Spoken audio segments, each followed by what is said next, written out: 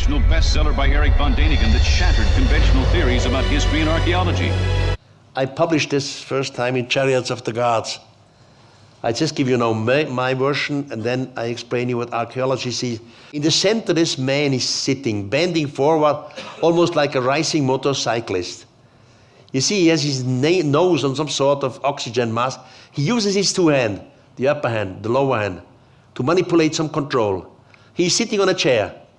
The heel of his left foot is on a kind of pedal.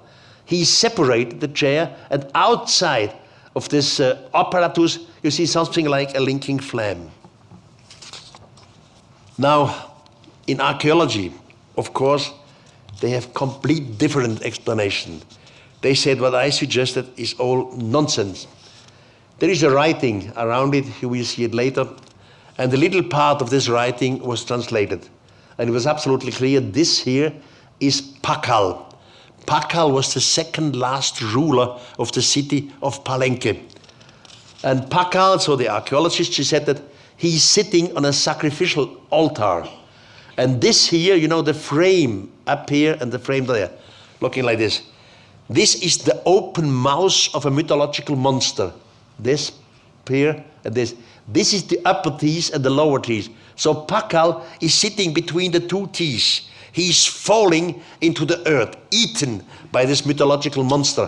And out of his body we see the tree of life or the cross of life.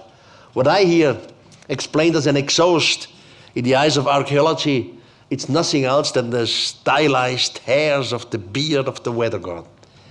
So this goes on, and it all makes no sense. In the meantime, we learned to translate the writing around this. The best translators of Maya writings are the two professors, David and George Stewart, from the University of Texas in Austin. Father and son, that's why they have the same name, Stewart. And they are the best epigraphs, and they translated this text now a few years ago. And he said, yes, it is Pakal, but all this is not the open mouth of a monster. This has nothing to do with cross of life or tree of life or with stylized hairs of the beard of the weather god. Every little detail has to do with the cosmos, with the universe. Pakal is flying away from the planet Earth. That's the most modern interpretation and translation. On the third tablet of the Temple of Inscription, Stewart and Stewart found dates in connection with this Pakal. The date shows the year 1,247,650 years back in time.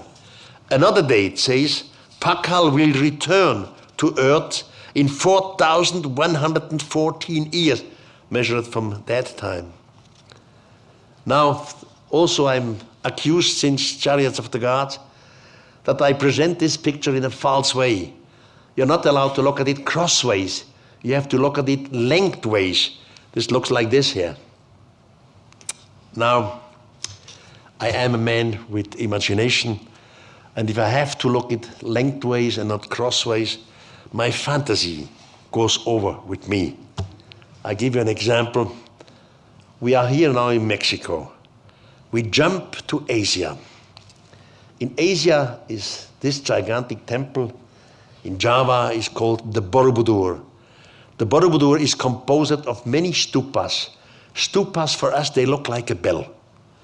These things here. Now the stupas in Buddhism has different explanations. 14 different explanations. One of the explanations of the stupa is the stupa is the small vehicle in which the humans reach the big vehicle on the firmament of the god. That's why these stupas are not empty. In every stupa, the young Buddha is sitting. What is he doing here?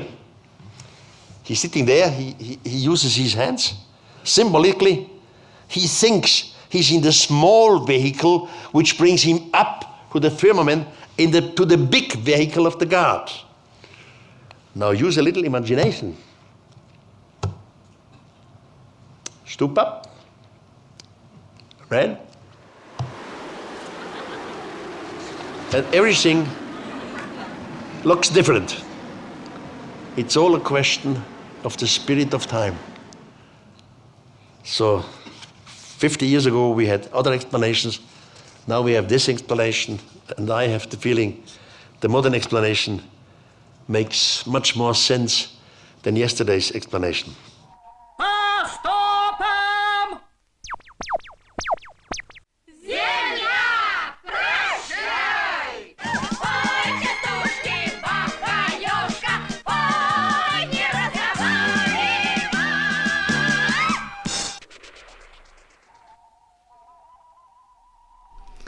Just imagine, ladies and gentlemen, for a few minutes that I would be right with my way of looking all these things. So, okay, we have been visited by extraterrestrials. So what? Where did these extraterrestrials come from? Some faraway planet. Okay, how have they become intelligent? What is their evolution? Who made them? They were visited again from another solar system. And where did the others come from? Again from another solar system. And the others again? Play back the game, it doesn't matter. For millions of years, it doesn't matter. Finally you came to a standpoint, a starting point, where in all respect, with every religion, you have to admire, here is the beginning. Here is God. You never lose God. You see, in science, they tell us in the beginning there was a Big Bang. Okay, but what created the Big Bang, the so-called big atom? Nothing comes from nothing, not even in astrophysics. In religion they say in the beginning there was God. But even God does not come from nothing. What or who creates God? So be it science or be it religion, we doesn't know the starting point.